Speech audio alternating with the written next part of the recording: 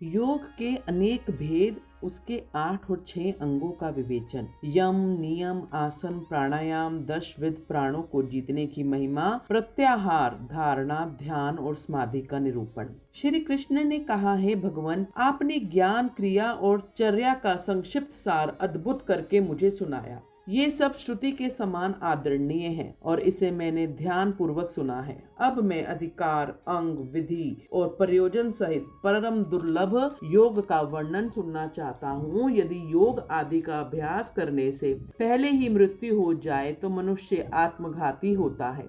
अतः आप योग का ऐसा कोई साधन बताइए जिसे शीघ्र सिद्ध किया जा सके, जिससे कि मनुष्य को आत्मघाती ना होना पड़े। योग का वह अनुष्ठान, उसका कारण, उसके लिए उपयुक्त समय, साधन तथा उसके भेदों का तारतम्य क्या है।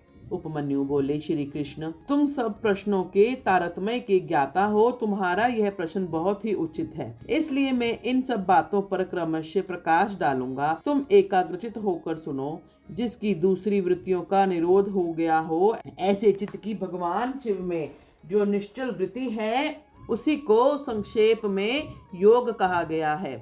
यह योग 5 प्रकार का है: मंत्र योग, स्पर्श योग, भाव योग, अभाव योग और महायोग। मंत्र जप के अभ्यास वश मंत्र के वाच्यार्थ में स्थित हुई विषेप रहित जो मन की वृत्ति है, उसका नाम मंत्र योग है। मन की वही वृत्ति जब प्राणायाम को प्रधानता दे तो उसका नाम स्पर्श योग होता है। वही स्पर्श योग जब मंत्र के स्पर्श से रहित हो तो भाव योग कहलाता है, जिससे संपूर्ण विश्व के रूप मात्र का अवयव विलीन हो जाता है। उसे अभाव योग कहा गया है, क्योंकि उस समय सदस्तु का भी भान नहीं होता, जिससे एक मात्र उपाधि शून्य शिव स्वभाव का चिंतन किया जाता है और मन की वृत्ति शिवमयी हो जाती है। उसे महायोग कहते हैं। देखे और सुने गए लौकिक और परलौकिक विषयों की ओर से जिसका मन विरक्त हो गया हो, उसी का योग में अधिकार है, दूसरे किसी का नहीं। लौकिक और परलौकिक दोनों विषयों के दोषों का और ईश्वर के गुणों का सदा ही दर्शन करने से मन विरक्त होता है। प्राय सभी योग 8 या 6 अंगों से युक्त होते हैं: यम, नियम, स्वास्तिक आदि, आसन, प्राणायाम, प्रत्याहार, धारणा, ध्यान और समाधि। ये विद्वानों ने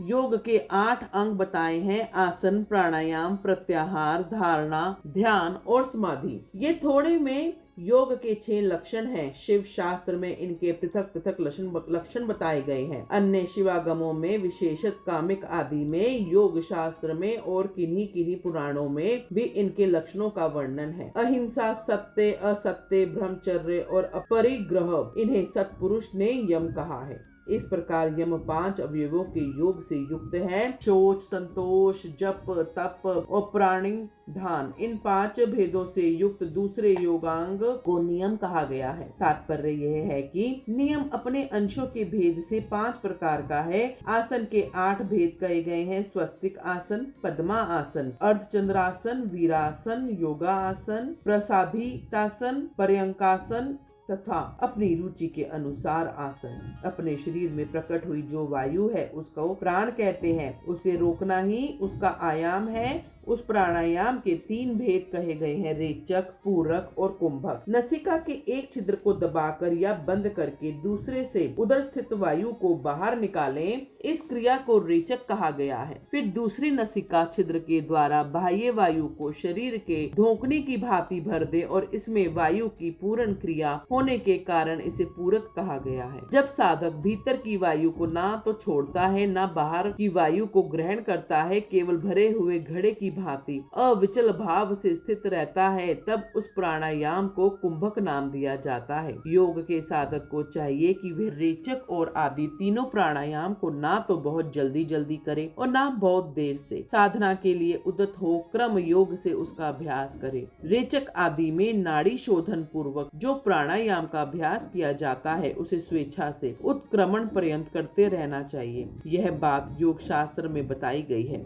कनिष्ठ आदि के क्रम से प्राणायाम 4 प्रकार का कहा गया है। मात्रा और गुणों के विभाग तारतम्य के से भेद बनते हैं। 4 भेदों से जो कन्यक या कनिष्ठ प्राणायाम है वह प्रथम उद्घात कहा गया है। इससे 12 मात्राएं होती हैं। मध्यम प्राणायाम द्वितीय उद्घात है, उसमें 24 मात्राएं होती हैं। उत्तम श्रेणी का प्राणायाम तृतीय उद्घात है, इसमें 36 मात्राएं होती हैं। उससे भी श्रेष्ठ जो सर्वोत्कृष्ट चतुर्थ प्राणायाम है वह शरीर के स्वेद और कंप आदि का जनक होता है। योगी के अंदर आनंद जनित रोमांच, नेत्रों से अश्रुपात, जल्प, भ्रांति और मूर्छा आदि भावों को प्रकट होते हैं। घुटने के चारों ओर प्रदक्षिण क्रम से ना बहुत जल्दी और ना बहुत धीरे धीरे चुटकी बजाएं। घुटने की एक परिक्रमा में जितनी देर तक चुटकी बजती है उस समय का मान 1 मात्रा है। मात्राओं को क्रमशः जानना चाहिए। उद्घात क्रम योगा से नाड़ी शोधन पूर्वक प्राणायाम करना चाहिए। प्राणायाम के 2 भेद बताए गए हैं, अगर्भ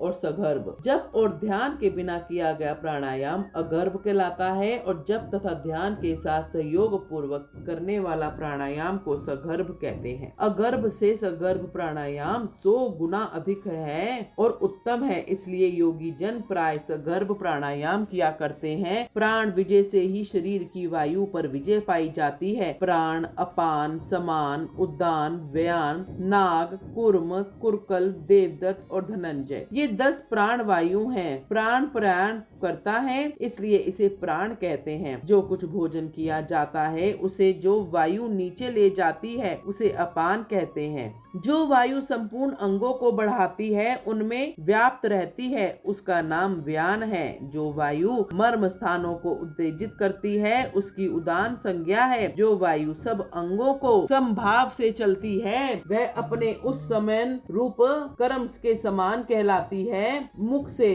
कुछ उगलने के में कारणभूत वायु को नाग कहा गया है। आंख खोलने के व्यापार में कुर्म नामक वायु की स्थिति है। छींक में कृकल और जम्भाई में देवदत्त नामक वायु की स्थिति। धनंजय नामक वायु संपूर्ण शरीर में व्याप्त रहती है, वह मृतक शरीर को भी नहीं छोड़ती। क्रम से अभ्यास में लाया हुआ यह प्राणायाम जब उचित प्रमाण या मात्रा से युक्त हो जाता है तब वह कर्ता के सारे दोषों को दग्ध कर देता है और उसके शरीर की रक्षा करता है। प्राण पर विजय प्राप्त हो जाए तो उससे प्रकट होने वाले चिन्हों को अच्छी तरह देखें। पहली बात यह होती है कि विष्ठा, मूत्र और कफ की मात्रा घटने लगती है, अधिक भोजन करने की शक्ति हो जाती है और विलंब से सांस चलती है। शरीर में हल्कापन आता है, शीघ्र चलने की शक्ति प्रकट होती है, हृदय में उत्साह बढ़ता है, स्वर में मिठास आती है, समस्त रोगों का नाश हो जाता है, बल, तेज और सौंदर्य की वृद्धि होती है, धृति, मेघा, युवापन, स्थिरता और प्रसन्नता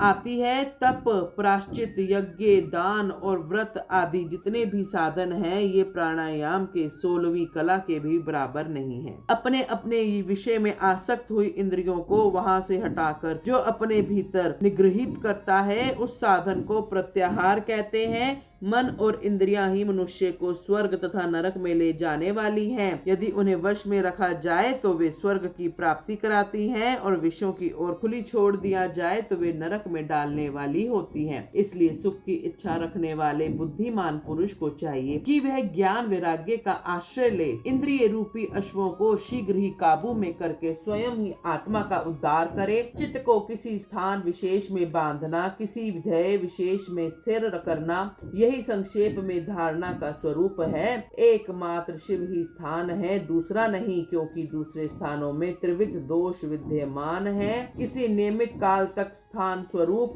शिव में स्थापित हुआ मन समय लक्ष्य से अच्युत न हो तो धारणा की सिद्धि समझनी चाहिए, अन्यथा नहीं। मन पहले धारणा से ही स्थिर होता है, इसलिए धारणा के अभ्यास से मन को धीर बनाए। अब ध्यान की व्याख्या करते हैं। ध्यान में धय, चिंतायाम यह धातु माना गया है। इसी धातु से लयुट प्रत्यय करने पर ध्यान की सिद्धि होती है। अतः विक्षेप रहित चित्त से जो शिव को बारंबार चिंतन किया जाता है उसी का नाम ध्यान है। ध्येय में स्थित हुए चित्त की जो ध्येयाकार वृत्ति होती है और बीच में दूसरी वृत्ति अनंतर नहीं डालती उसे ध्येयाकार वृत्ति का प्रवाह रूप में से बना रहना ध्यान कहलाता है। दूसरी सब वस्तुओं को छोड़कर केवल कल्याणकारी परम देव देवेश्वर शिव का ही ध्यान करना करना चाहिए, वे ही सबके परम ध्येय हैं। यह अर्थ वेद की श्रुति का अंतिम निर्णय है। इसी प्रकार शिवा देवी भी परम ध्येय है। ये दोनों शिवा और शिव संपूर्ण भूतों में व्याप्त है। श्रुति,